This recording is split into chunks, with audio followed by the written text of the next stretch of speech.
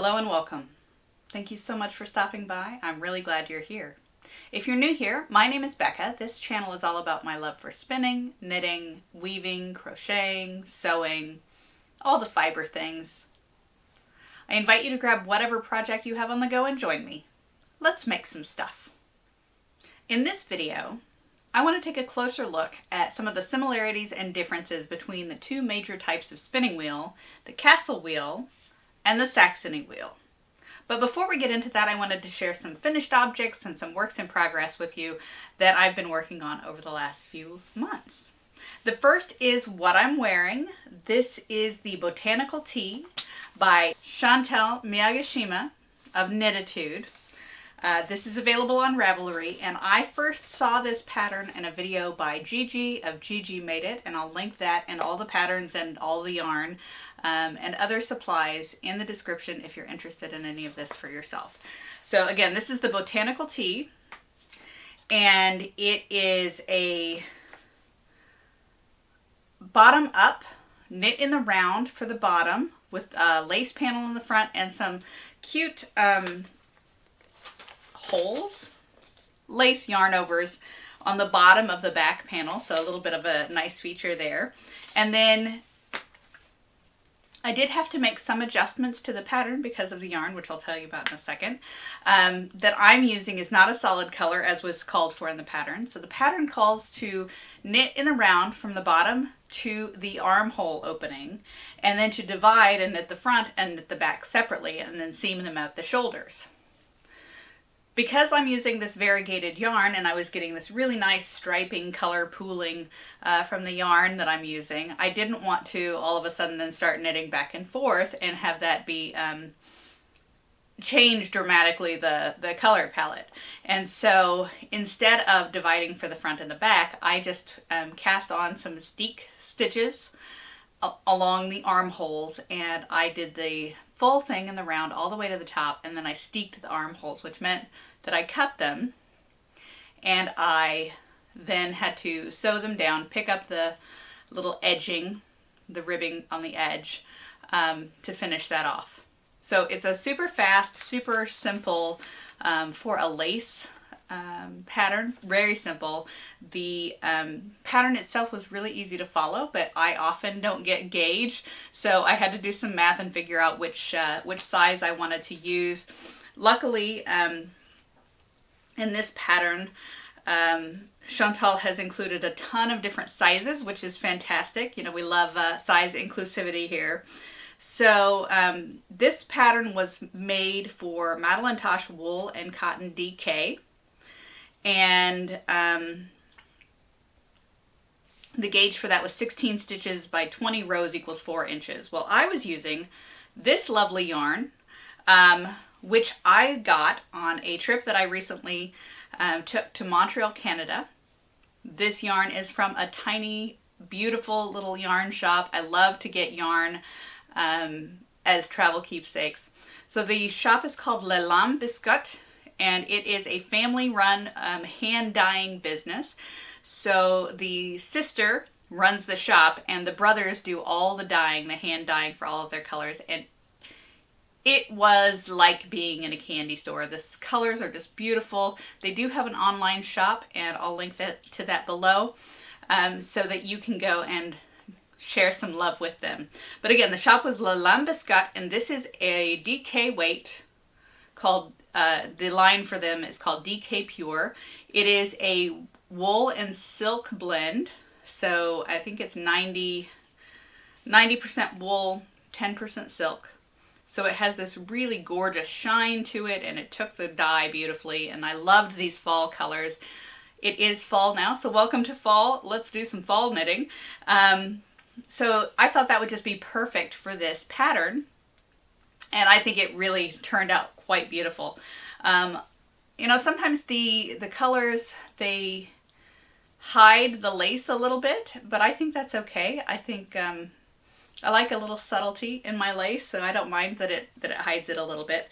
But yeah, so in this yarn, which is also DK, DK is very broad in a category, or the yarns tend to be very different in this weight category, I find.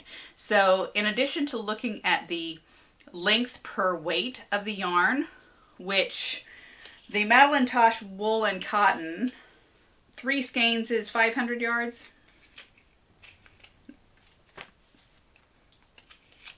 But you can always tell on the back of the band. So this is 284 yards or 260 meters to 115 grams per skein.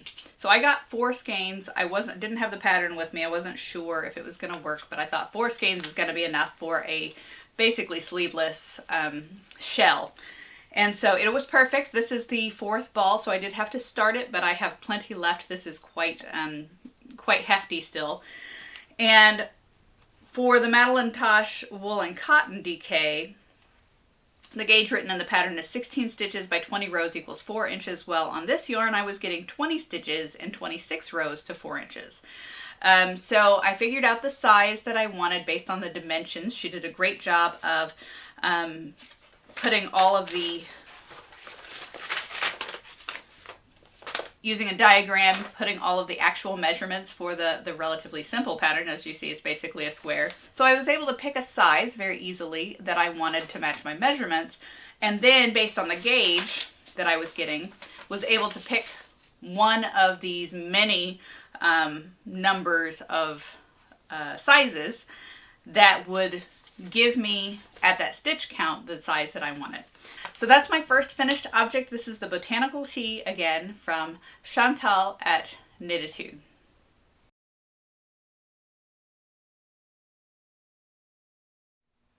Now let's take a look at these spinning wheels.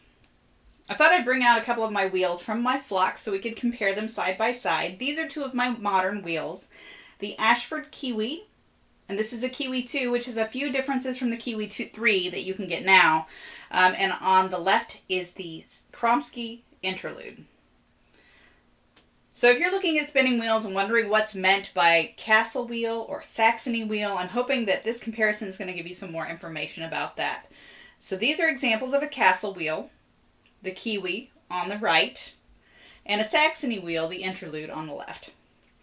Ashford, Kromski, and many other wheel makers have wheels available in one or both of these styles. These are just the ones that I have on hand.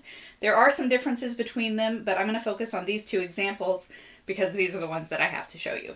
So if you're in the market for a spinning wheel, I'd recommend checking out your local yarn shop or Spinners Guild, seeing if somebody would let you try spinning on a different type and model and find out what you like. I thought I'd give you an overview of the different parts of a spinning wheel. Pretty much every spinning wheel is going to have these parts or something that serves the same functions. And I'm going to preface this by saying that neither of these wheel types are better or worse for spinning, for making different kinds of yarn, for beginners or experienced spinners or any of that. A spinning wheel is a tool for making yarn, and as long as all the parts are there, you should be able to do that. So let's start with the wheel. The wheel comes in different sizes, which does affect how fast the wheel will spin. So the wheel has a central hub that is attached to the wheel by some sort of upright, and then it spins on that axis. The wheel then turns the whirl, and the whirl is attached to the flyer by the mother of all. The maidens are the upright parts, and these can be fancy or less fancy depending on the wheel that you have. And the flyer assembly is everything in the center there of the mother of all, the flyer, the bobbin, the whirl. The orifice is the hole in the front where the yarn that you're making goes into the flyer assembly and winds on the bobbin. Something you might want to look at is the orifice height. So this might affect how comfortable it is for you to spin with that given wheel. You can see these two have slightly different height of the orifice. The Kiwi is slightly taller than the Interlude, but they're very, very similar. And I find both of these very comfortable to spin with. I love both of these wheels and spin with them all the time. Let's talk about the bobbin. The bobbin is the part of the flyer assembly where your yarn gets wound onto. And most wheels, most modern wheels, and even some antique wheels will come with multiple bobbins, which is really handy for you to spin your singles on separate bobbins and then ply on a third bobbin so that you don't have to be winding your yarn, your singles into balls so that you can ply from that. Although you can do that, and I've done it. Then we get down to the treadle. The treadle is the part on the floor that your feet move up and down. Treadles can come in single treadle, so just one, or double treadle. So in this case, the Interlude has a single treadle, the Kiwi has a double treadle, and that's not a difference between a Castle and a Saxony, that's just a difference between these two particular wheels. The treadle then is connected to a footman, and on the Kiwi that's in front of the wheel, and on the Interlude that's in the back. So that's the upright piece that connects the treadling motion to a crank that moves the wheel. Then every wheel is going to have a drive band and a brake band. These can either be a single drive. Both of these are set up as single drive, so there is one band that goes around the wheel and the whirl to drive the rotation. And then a brake band. In this case, both of these are set up with something called Scotch tension, where there's a separate band that goes around, that's attached to the mother of all, that is going around the bobbin so that the bobbin spins slightly slower than the flyer itself. A double drive system has one long band that actually goes around the wheel twice, once around the whirl and once around the bobbin, and the very slight difference in length of those two loops then is how you get the braking motion. Every spinning wheel then is going to have some sort of tensioner screw, how you can adjust the tension of the drive band. And these are in different places on different wheels, but every spinning wheel is going to have some way to adjust the tension. And then every spinning wheel is going to have some sort of table or frame and legs that lifts it up off the ground. Some other things that you might need in spinning: some spinning wheel oil. This is a machine that has lots of moving parts, and spinning wheel oil is definitely going to be your friend if you feel like it's not spinning very well. Just oil up all the moving parts, and it's almost like magic that it makes it so much easier. Modern wheels will probably come with an orifice hook, but you can also get them made. So the Kiwi and the Interlude both have orifice hooks. These will fit into the orifice if they were made for that wheel. But I have several orifice hooks for my several wheels because each one is slightly different in the orifice diameter and the length between the front of the orifice and where that hole is coming up on the inside of the flyer. So I can't just use a single orifice hook for all my wheels. You might want extra bobbins. These both came with 3 bobbins, but you can buy them separately as well. A lazy Kate, so a place to hold your spare bobbins so that you can ply from them. So they are just some sort of a platform with a rod, so you can slip your bobbins onto those rods and then they can rotate around those. You might also want a distaff. I don't have an example here showing you, to hold your fiber. You may want a skein winder or a niddy noddy. You can see the niddy noddy there on the table. And you might want a travel bag or other things. There's lots of accessories that come along with spinning wheels. So that's pretty much the anatomy of a spinning wheel. And as I said, every spinning wheel is going to have either these specific parts or another part that might do double duty. So now let's talk about the differences between a Castle and a Saxony wheel. The main difference, I think, between the Castle and a Saxony wheel is where you, as the spinner, are sitting in relationship with the wheel itself. When you're spinning, you want to sit directly in front of the orifice, so the yarn's being pulled in and wound around the bobbin pretty much straight. So in a Castle wheel, as in the Kiwi, the wheel is directly in front of you when you're sitting, and everything is lined up straight with your body. So that's the treadles, the orifice, the bobbin, the wheel, everything is straight in front of you. As I said, Castle wheels can be single or double treadle. Mine is a double treadle, and so you can use your right or left foot for treadling a single wheel if you're using a Castle wheel, or you can use both feet for double treadles like this one. And because of how the treadles are connected with each other via the footman to the crank, you can actually just treadle one or the other even though it's a double treadle. And I've known spinners who spin like this all the time. The Saxony wheel, on the other hand, is the iconic fantasy spinning wheel. If you think about a spinning wheel, this might be what you think of, or what people who don't spin might think of as a spinning wheel and what that looks like. And in that case, the wheel is to the right of the mother of all and the orifice. So you still sit in front of the orifice, and the wheel then is going to be on your right a little bit. When I spin on a Saxony wheel, I feel like my body's more spread out and relaxed when I spin with this kind of wheel. And also, because the wheel is off to the right, I actually prefer a single treadle on a Saxony-style wheel. You can get Saxony-style wheels that have double treadle, and I've tried spinning on those.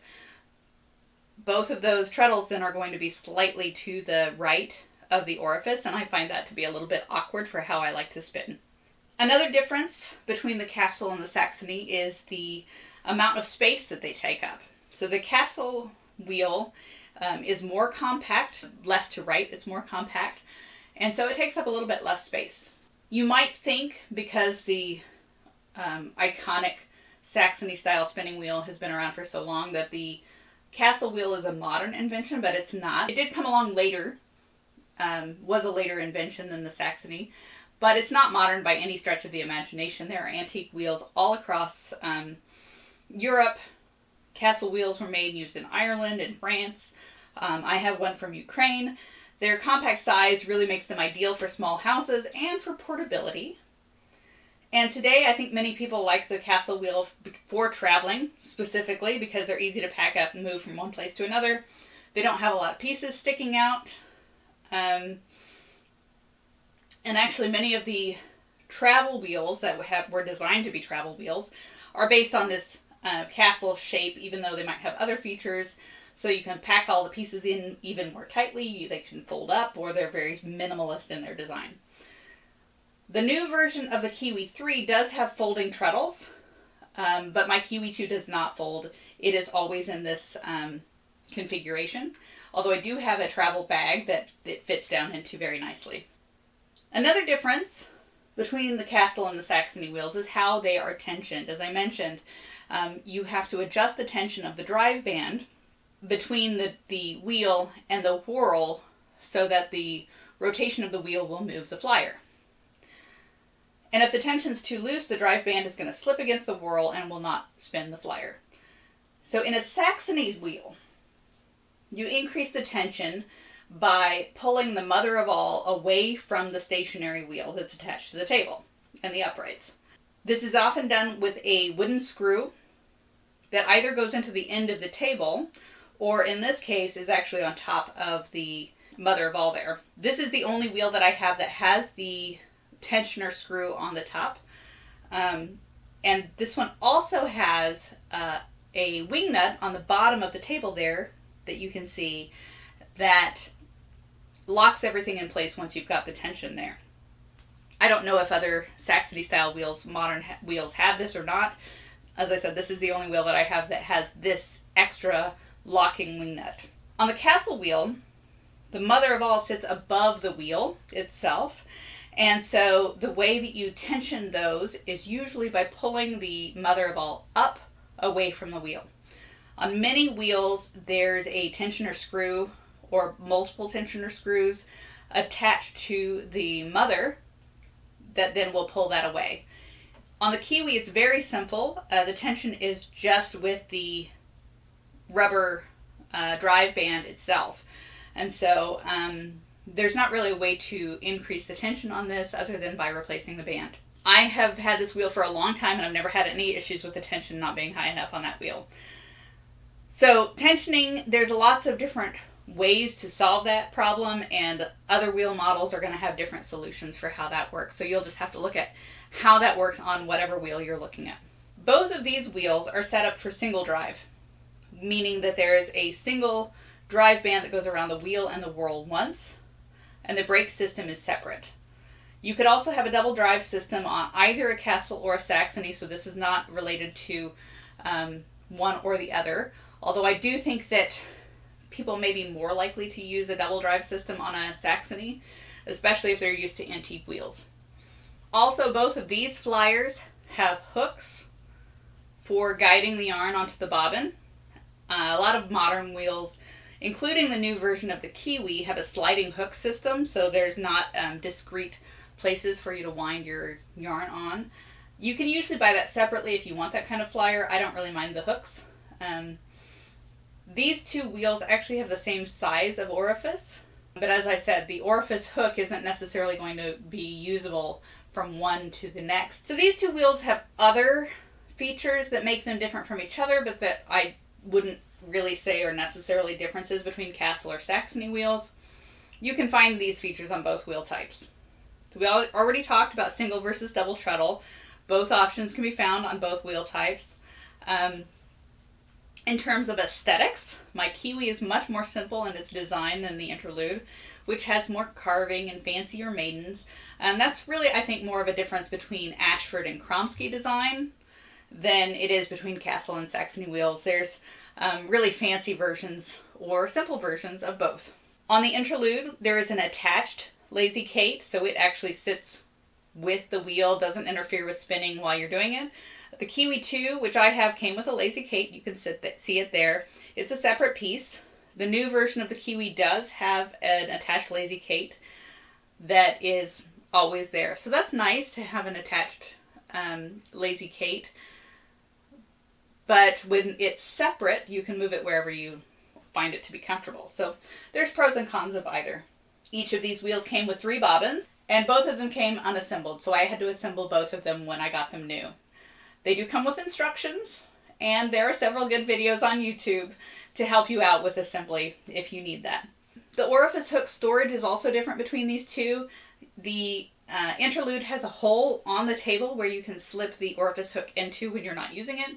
The Kiwi just has a ribbon that ties around the maidens, and it just sort of hangs there. That's a very useful, if not as clever, way to store your orifice hook. Both of these wheels were unfinished wood, but they do come finished as well if you'd prefer that. I've used spinning wheel wax on both of them as a finish, and I do wax them periodically when they start looking dry. They're both about the same weight. They are between 11 and 12 pounds, which is 5 to 5.5 kilograms. But I would say that the Kiwi feels much heavier to me, and I don't know if that's because the weight is centralized and the Interlude is more spread out. They're also made out of different wood. The Kiwi's made of silver beechwood, and the wheel itself is MDF, so it is a pressed composite, which prevents it from warping or cracking, which is really nice. The Interlude is made completely of alder and birch, and it feels very light. Both when I lift it and carry it around, but also when I'm spinning. You can see that the wheels are slightly different size. The Kiwi wheel is 17.5 inches or 45 centimeters, and the Interlude's a little bit bigger at 21.5 or 55 centimeters. There is a difference in how a wheel feels and how fast it spins based on the size of the wheel. But with this fairly small difference, I don't really notice a functional difference when I'm spinning. And lastly, these two wheels are made in different parts of the world. Ashford wheels are made in New Zealand, and Kromski wheels come from Poland. But both are widely available all across the world, and it's possible, though, that your local yarn shop might only stock a single maker. So you can get them online if you can't get them from a local shop. So that's pretty much it as far as similarities and differences. Things that are specific to Castle wheels and Saxony wheels, and then some specifics about these two wheels themselves. So let's do some spinning with each of these and see how these differences impact their function.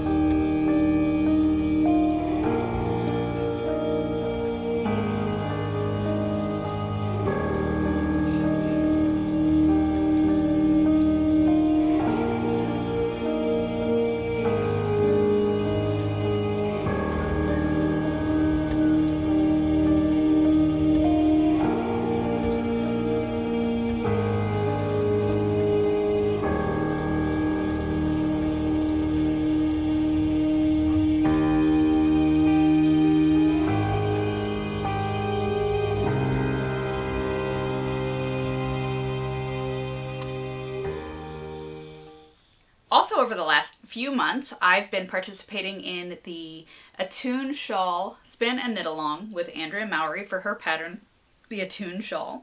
And I decided to do 3 of them in different hand spun. So this is an asymmetric triangular shawl with lots of beautiful textured stitches, and it was designed specifically for hand spun yarn. So I decided to spin and knit one of them, and then go into my stash and pull some hand spun yarn that I had made previously to just get started on the knitting. And so I have 2 of the 3 completely finished and blocked. So here's the first one. They are quite large. And it's a very interesting knit technique. So each shawl uses 2 colors of yarn.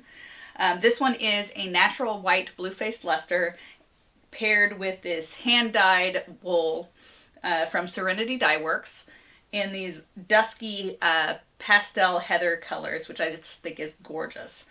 This was the first one that I made, and it is knit from the top sort of down and out. It has fisherman's rib and brioche stitch, and you knit this on long circular needles, and you'll knit across the row with one color, slide it back to the beginning and knit across with the second color, then turn the work and do each side twice. So it's this interesting combination to get you this this sort of striped look or fade look. I'm not sure what you would call it. But this was the first one, and I have shown you this before, but I finally finished the blocking, so it is really gorgeous. Lovely, huge shawl. I may end up giving some of these as gifts, or I may keep them for myself. I haven't decided yet. But that was the first one. The second one is also finished and blocked. Dramatically different.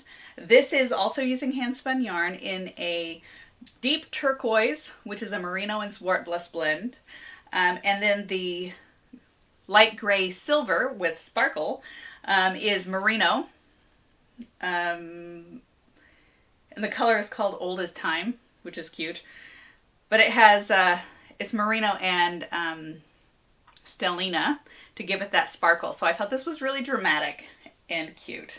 But again, same pattern. It is a little bit smaller than the first one, because the hand spun yarns are a little bit different. They give a little bit different gauge, and I actually used up every single bit of yarn that I had for this one. I had a little bit less yarn here than I did for the other one. Each one takes about 4 to 6 ounces, maybe 8 ounces. I think it might be 8 ounces of each to make these shawls. But again, it's a shawl. It doesn't really have gauge or sizing that really matters. So I'm really excited about these. I think they're going to be so cool. And the brioche stitch I think is awesome because one side, one color of yarn really pops out, and then the other is sort of the opposite because they are raised stitches. This is the first time I've done brioche, also the first time I've done fisherman's rib. And I have a friend who, the reason that I'm doing this knit along, spin and knit along, is because I have a friend who is an amazing knitter who's never spun before, and she wanted to learn how to spin. So together we were spinning and knitting for this project. She picked up the spinning really well and very quickly, and so has already spun all of her yarn and is ready to start. My third one though, this is the yarn that I spun for this. It is a natural Welsh Black Mountain in this dark chocolatey brown, coupled with another of Serenity Dyeworks hand-dyed fibers, 100% wool in these fiery red colors, and I think that's just going to be really awesome. I haven't started casting on for this one yet, but I am ready to do that as soon as I finish the next project, the work in progress that I'm going to tell you about. I recently went to our local Kansas City yarn crawl for several of our local yarn shops. Something that happens every year. It's really exciting. All the shops have a special yarn and a pattern, and you just hop from one place to the next. It's a lot of fun. So on that yarn crawl, I decided I needed a blue sweater, and I bought a sweater quantity of this gorgeous light blue ultra alpaca yarn from Barocco, from one of my local yarn shops. And I had a blue sweater. It was one of the very first sweaters that I made, and I had to retire it because it was getting a little worn and frayed at the hem.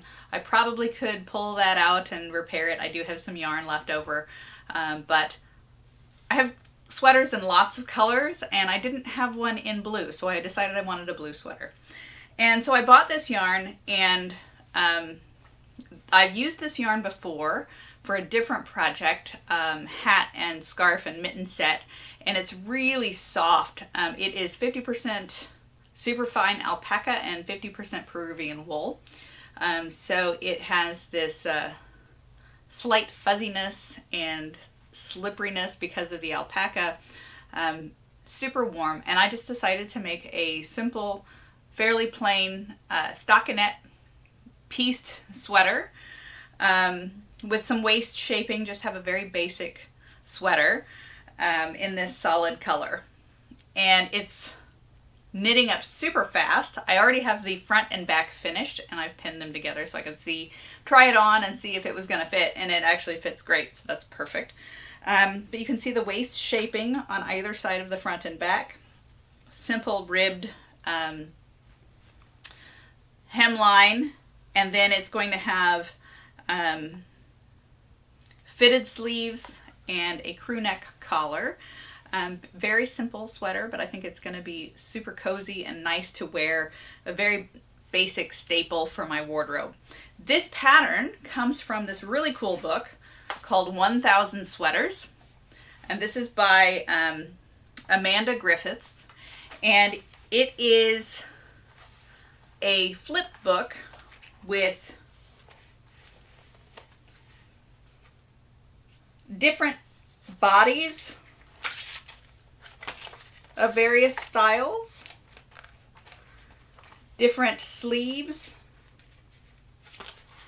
of various styles, and you can mix and match between the bodies and the sleeves and the collars and the pockets, and there's cardigans, there's full sweaters, there's lace sweaters, there's colorwork sweaters. So super cool how you can mix and match with this book. There are several books that are like this.